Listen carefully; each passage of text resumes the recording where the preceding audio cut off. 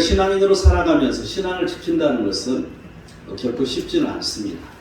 그런데 또 다시 생각해 보면 너무나도 쉬운 것입니다.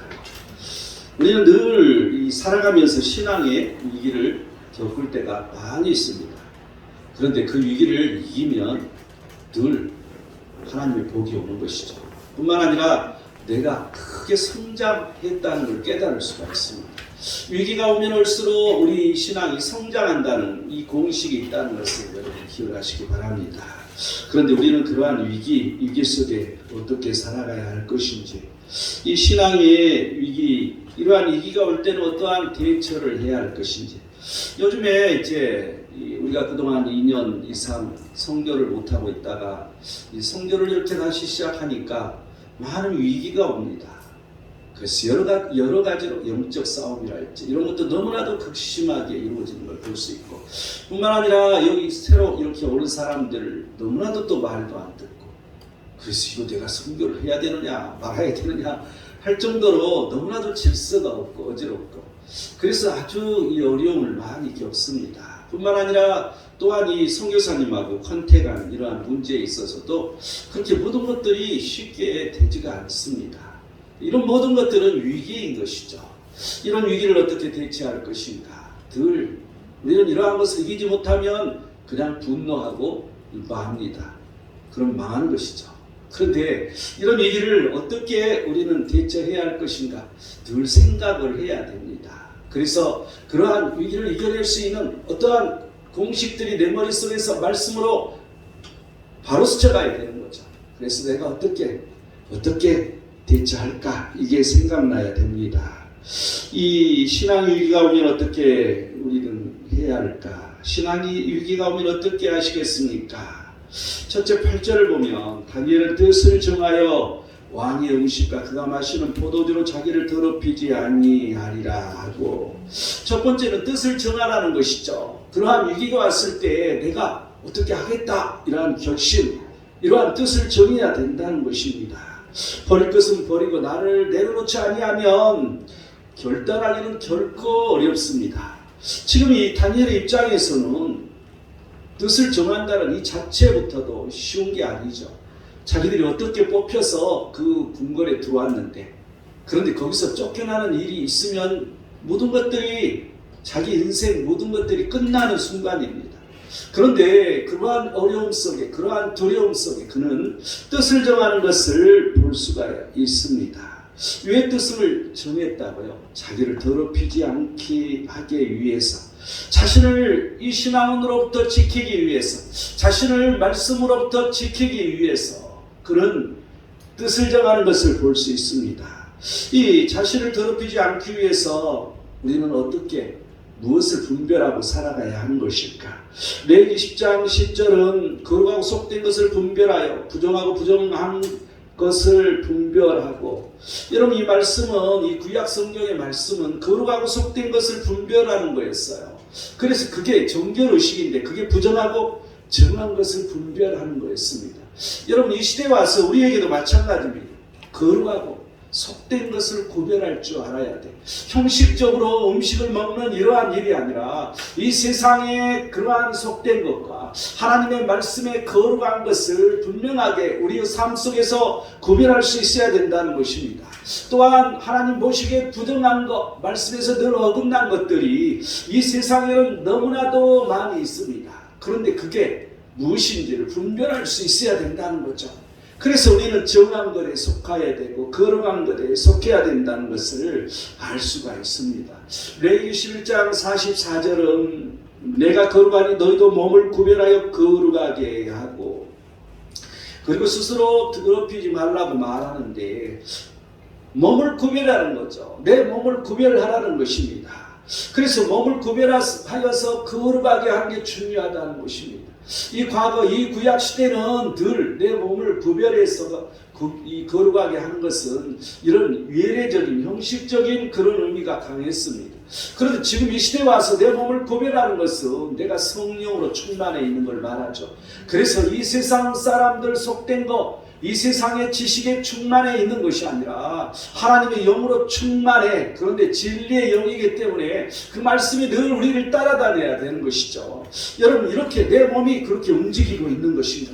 여러분, 내 몸이 말씀대로 움직이고 있습니까? 그러지 못할 때가 너무 많이 있습니다. 왜냐하면 우리는 세상에 속해서 살고 있기 때문입니다. 그래서 세상의 풍습대로, 세상이 하는 방법대로 우리는 살고 있기 때문에 그냥 이 말씀으로 움직이기가 결코 쉬운 것은 아니라는 것이죠. 하지만 우리는 구별해야 됩니다. 말라기 3장 18절은 그때 너희가 돌아와서 의인과 악인을 분별하고 하나님을 섬기는 자와 섬기지 아니한 자를 분별하리라. 돌아올 때가 있는데 그 예수 그리스도께서 오시는 그 때에 우리가 돌아오는 것이죠. 그 하나님에게 돌아가는 것이죠. 그때는 의인과 악인을 우리가 분별할 수 있다는 것입니다. 또한 하나님을 섬기는 자와 섬기지 않는 자를 분명하게 분별할 수 있다는 것이죠. 여러분, 이 시대는 분명하게 나눠져 있습니다. 이 시대는 분명하게 악인과 의인이 분명하게 드러납니다. 그런데 세상에 속해서 살다 보면 의와 악의 표준이 하나님 말씀과 너무 다른 것들이 많이 있습니다. 그래서 악도 의라고 말합니다. 우리는 뭔가 하나님 말씀에서 의를 분별을 해야 됩니다. 요한일서 4장 1절을 보면 사랑하는 자들아 영을 다 믿지 말고 오직 영들이 하나님께 속하였나 분별하라. 많은 거짓 선지자가 세상에 나왔음이니라고 말합니다. 여러분, 우리는 영을 분별해야 돼요. 우리는 늘 어둠의 영이냐, 우리는 진정한 하나님의 영이냐. 내가 늘 선교를 하기 때문에 이런 선교 현장 들어가면 또한 그걸 준비하기 전부터 어둠의 영들이 엄청나게 탑니다. 그래서 자신이 어둠의 영에 속해 있는지를 잘 모릅니다. 사람들이 뒤에 배우가 어둠의 영이라는 걸 모르고 분노하고 대항하고 늘 부딪히고 이런 일들이 생깁니다. 그런데 우리는 늘 우리 그 영을 분별할 수 있어야 됩니다. 이 영을 분별하는 방법은 말씀입니다. 여러분, 영들 분별이 성령의 은사잖아요. 그런데 그 성령의 은사가 말씀에서 비롯된 거예요. 그냥 성령께서 오셔서 야 저거 아니야, 저건 가짜야, 저건 진짜네, 이게 이렇게 말하는 게 아니라 하나님 말씀으로 분별하는 거예요. 그래서 말씀에 어긋난 짓을 하고 있으면 그건 어둠의 영이 탄 거예요. 항상 우리가 하나님의 일을 하고 있는데 그러한 일들을 방해하고 아니라고 말하고 늘 안 된다고 그러고 늘 부정적인 그런 말들을 하는 사람은 어둠의 영이 입이 타 있는 거예요. 그런데 본인이 그걸 느끼지 못하는 거죠. 깨닫지 못하는 것이죠. 여러분, 말씀의 잣대를 가지고 우리는 지혜는 것입니다. 그러면 알 수가 있는 거죠. 또한 요한일서 4장 로마서 12장 2절을 보면 이제 너무나 우리가 잘 아는 말씀이잖아요. 이 세대를 본받지 말라는 것, 그리고 또한 마음을 새롭게 안 하는 것, 변화를 받으라는 것. 그런데 그것보다 더 중요한 게 하나님의 선하시고 기뻐하시고 온전한 뜻이 무엇인지 분별하라는 거예요. 하나님의 선한 뜻이 무엇인지를 분별하라고 말하는데 우리는 그 말씀을 알면서 그 말씀을 선포하면서 그 말씀을 늘 가슴에 되새기고 있으면서도 내가 막상 무슨 일을 겪을 때는 내 혈기가 먼저고 내 분노가 먼저고 늘 내 감정이 먼저다 보니까 이러한 것들을 생각하지 못하는 것이죠. 하나님의 선하시고 기뻐하시고 온전한 뜻이 무엇인지 우리는 내가 하는 일에 늘 이 말씀을 앞에 놔야 됩니다. 이 말씀이 내 눈에서 보여서 지나가야 됩니다. 이 말씀이 내 마음판에서 막 움직여 가야 됩니다. 그래서 내가 바르게 서 가야 되는 거죠. 거룩성을 유지해야 되는 것이죠. 우리는 그렇다면 어떻게 분별을 해야 되는 것인가? 뭘 가지고 분별하지? 분별, 금방 말씀이라고 했는데 다 대답을 해버렸는데 내가 고린도서 2장 13절을 보면 이 사람의 지혜가 가르친 말로 아니하고 오직 성령께서 가르친 것으로 하니 영적인 일은 영적인 것으로 분별하느니라. 여러분, 영적인 것으로 분별하는 게 그 영적인 성령이 가르치는 게 뭐예요? 말씀이에요. 그래서 영적인 것으로 분별하는 것은 말씀인 거예요. 우리는 늘 이 구절을 보고 성령께서 그렇게 한 거네. 그러니까 성령이 없으면 우리는 안 되네. 맞습니다. 그런데 성령이 하신 말씀, 이 말씀이 중요하다는 것이죠. 그러면 우리가 한번 이 선진들은, 이 성령이 나온 선진들은 어떤 데 뜻을 정하고 있었는지 한번 몇 가지만 살펴보면요. 창세기 3장 28절을 보면 내 이름을 다시는 야곱이라 부를 것이 아니요 이스라엘이라 부를 것이니 이는 내가 하나님과 밑사람들과 겨루어 이겼음이니라. 여러분 이 야곱이 이 야복 강가에서 이렇게 되기까지는, 그 천사와 씨름하여서 이기기까지는 그런 결단을 했습니다. 자기 사람들을 다 자기 형이 죽일까봐 400명이 이 400명을 데리고 왔잖아요. 그게 두려워서 죽을까봐 다 앞에다 보내놓고 자기는 감도 안 건너고 뒤에서 죽으라고, 하나님 나 죽일 거요 살릴 거요 이제 완전히 결단한 걸 볼 수 있죠. 여러분 우리는 어려운 일을 만났을 때는 야곱처럼 그렇게 깨를 갖고 뭐 그렇게 할 필요는 없지만 하나님 앞에 결단하는 게 중요하고 죽게 하는 까무러치기로 하나님 앞에 매달리는 이러한 뜻을 정하는 게 중요하다는 것입니다. 우리에게 위기가 왔으니까, 우리에게 신앙이 흐트러짐이 왔으니까 이럴 때는 생명을 내어놓고 하는 기도가 필요합니다. 레위기 11장 45, 47절을 보면 나는 너희 하나님이 데려고 너희를 애굽 땅에서 인도하여내 여호와라 내가 거룩하니 너희도 거룩할지어다. 그래서 이 거룩한 것, 정결한 것과 부정결한 것을 구별하라고, 분별하라고 말해주고 있습니다. 항상 거룩한 것을 우리는 분별하는 것을 늘 우리 몸에 배워야 됩니다. 그런데 그러지 못하기 때문에 우리는 늘 육적으로 사는 것이죠. 우리가 내가 거룩하다는 걸, 거룩해야 된다는 걸 잊지 말아야 됩니다. 열왕기상 5장 5절을 보면 이제 그가 내 이름을 위하여 성전을 건축하리라. 자기 아들에게 말하는 거죠. 다윗이 그렇게 하신 대로 내가 내 하나님 여호와 이름을 위하여 성전을 건축하려 하오니, 솔로몬이 이제 얘기하는 거죠. 자기 아버지가 그렇게 얘기했는데 내가 내 하나님 여호와의 이름을 위하여 성전을 건축한다.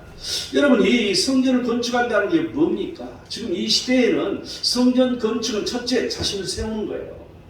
성령이 내 안에 계시기 때문에 그 성령께서 그 말씀으로 나를 가르치도록 늘 그 음성을 듣고, 우리는 지금 이 선포된 말씀을 듣는 것은 성령께서 내게 가르치시는 거죠.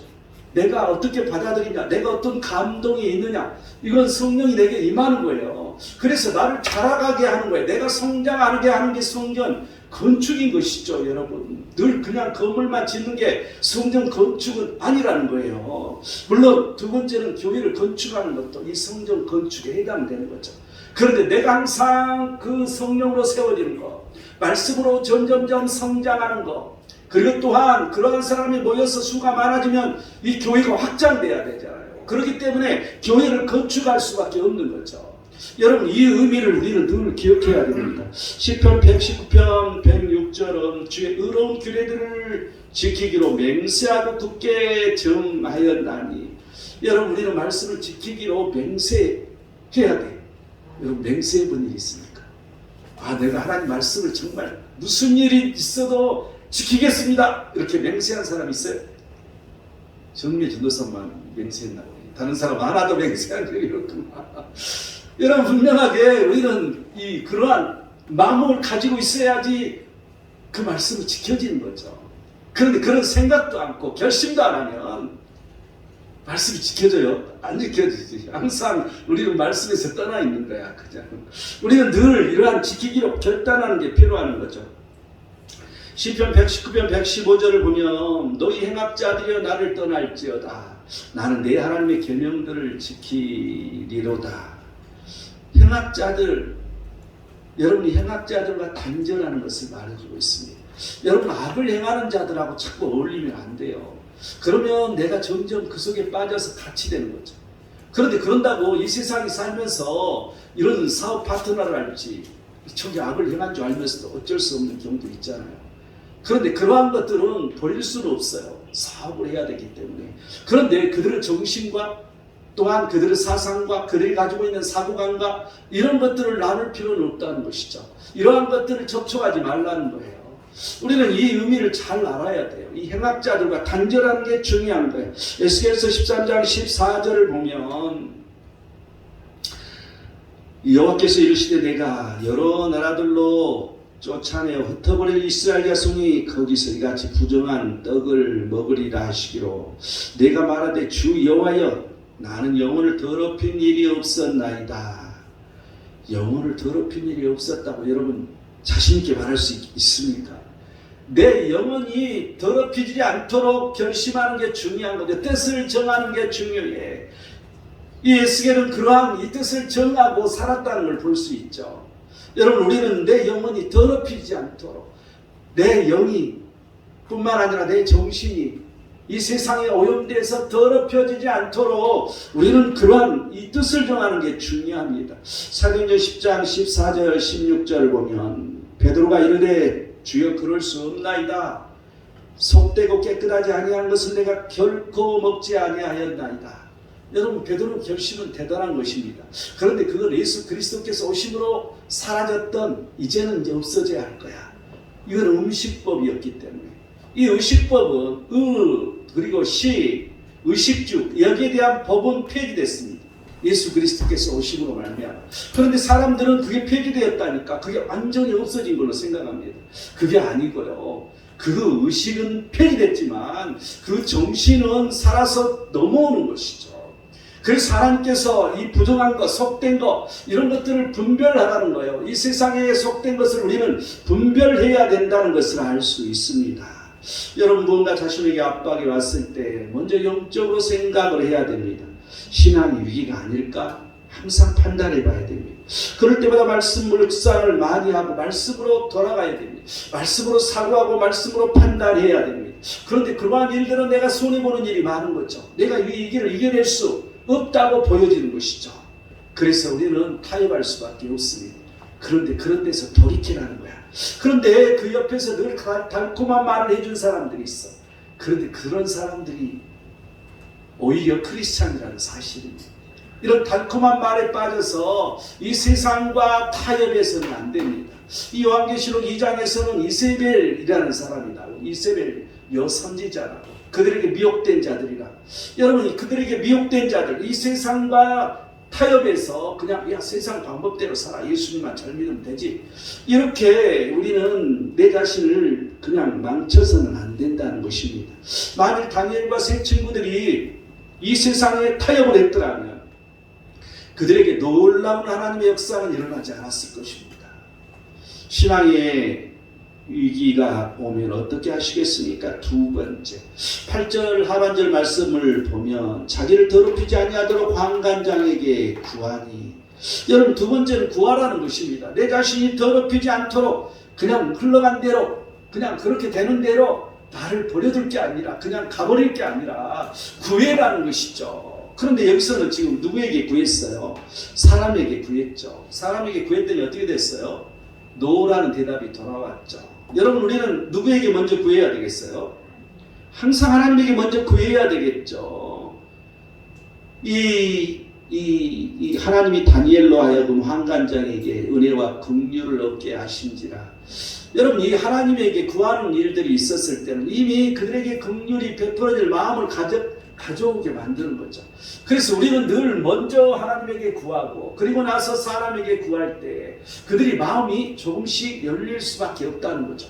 단번에 노하지만 마음이 조금씩 열려가는 일들을 볼 수밖에 없다는 것입니다. 10절을 보면 환관장이 다니엘에게 이르되 내가 내 주왕을 두려워하노라. 그가 너희 먹을 것과 너희 마실 것을 지정하였거늘 너희 얼굴이 초췌하여 같은 또래의 소년들만 못한 것을 그가 보게 할 것이 무엇이냐.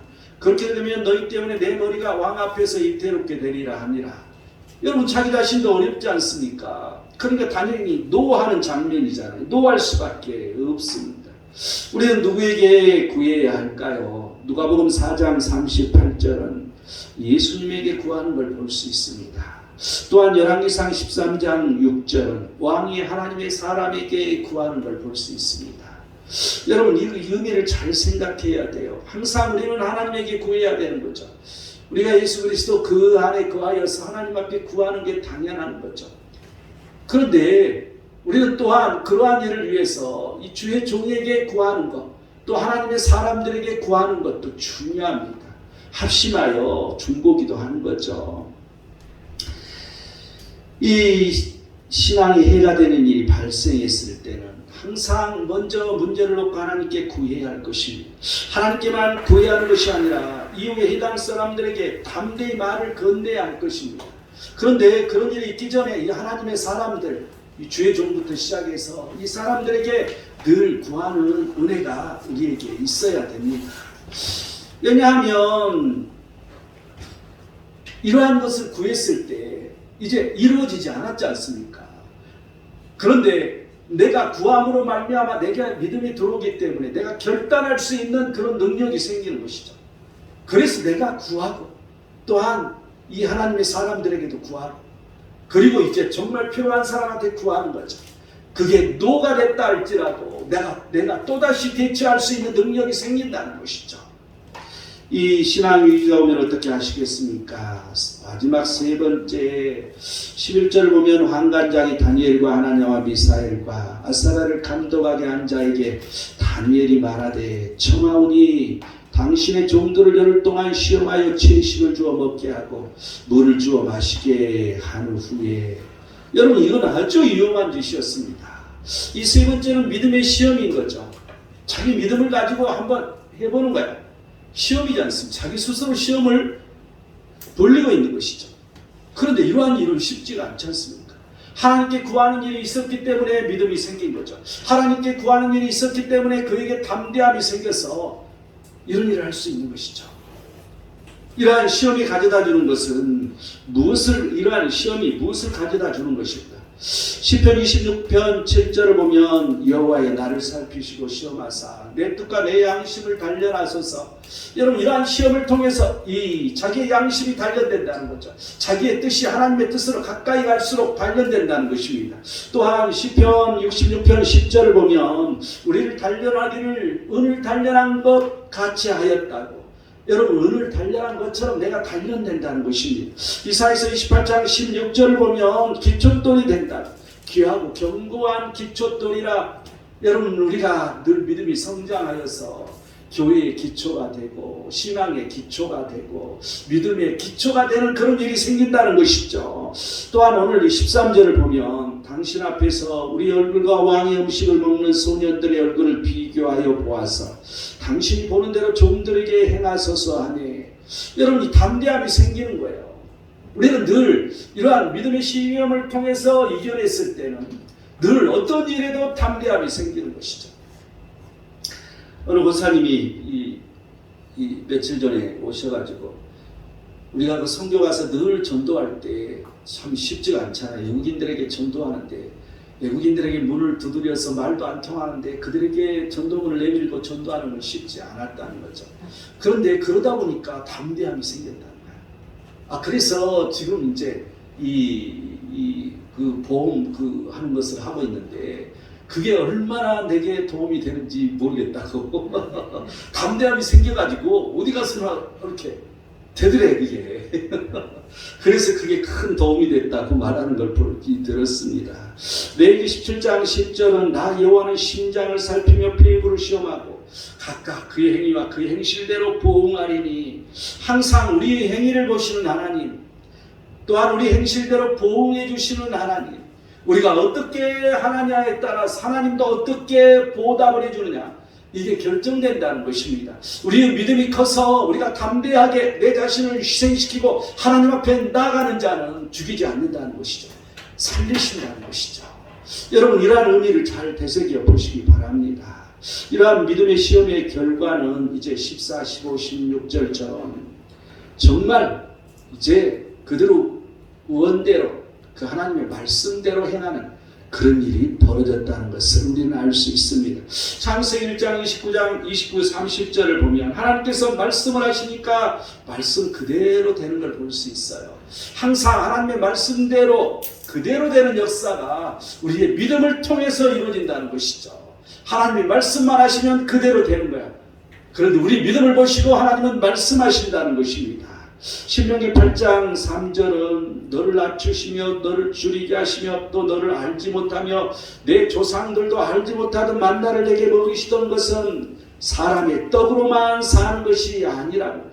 여호와의 입에서 나오는 그 말씀으로 사는 줄을 알으라고 말합니다. 여러분, 우리는 말씀으로 사는 줄 알게끔 하는 것이 그 믿음입니다. 믿음대로 되었을 때 비로소 말씀으로 내가 사는구나, 이걸 깨달을 수 있다는 것입니다. 항상 오병이어 역사랄지, 또한 열왕기하 4장 42절에서 44절의 말씀처럼 많은 사람들을 조그만 걸 가지고 먹일 수 있는, 그러고도 남는 역사가 일어난, 여러분, 오병이의 역사는 조그만 물질이었습니다. 하나님 앞에 내놓는 조그만 물질이 오병이의 역사를 가져오게 했습니다. 여러분, 우리가 믿음을 지키는 것은 내 조그만 희생에 불과합니다. 하나님 보시기에는 아무것도 아닌 그냥 희생이야. 그런데 우리가 보기에는 그냥 인생의 전부인 양, 내 인생이 모두 다 없어진 양 두려워하는 것이죠. 여러분, 이것은 그러한 희생을 내놓을 때 하나님께서는 그 믿음대로 되는 놀라운 역사를 주신다는 이 사실을 여러분 기억하시기 바랍니다. 오늘 우리 김경성 선교사님이 오셔서 내가 말씀을 좀 줄이겠습니다. 결론을 맺겠습니다. 신앙의 위기가 오면 어떻게 하시겠습니까? 뜻을 정하라고 그랬잖아요. 버릴 것은 버리고 나를 내려놓고 내가 손해보고 겸손하게 결단하고 하나님 앞에 나아가라는 거죠.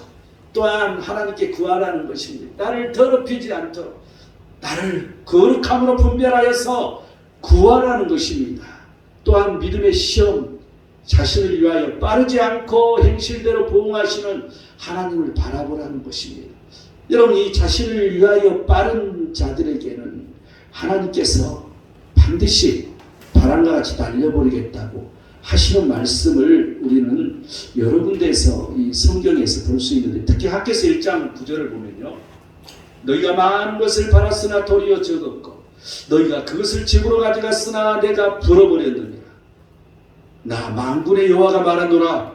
이것이 무슨 까닭이냐? 내 집은 황폐하였을 때 너희는 각각 자기 집을 짓기 위하여 빨랐음이라. 내 집을 짓기 위하여 하나님이 성전을 건축하라고 포로에서 돌려보냈더니 성전을 건축하는 것보다 내 집을 짓기에 빨랐다는 것이죠. 그래서 하나님께서 다 불어버렸다는 거예요. 많은 것들을. 여러분, 항상 우선순위가 하나님일 때, 그럴 때 하나님께서 모든 것들을 더해 주시는 하나님이라는 것을 우리는 믿고, 우리는 늘 그 먼저 하나님을 찾기를 축원드립니다. 기도하겠습니다.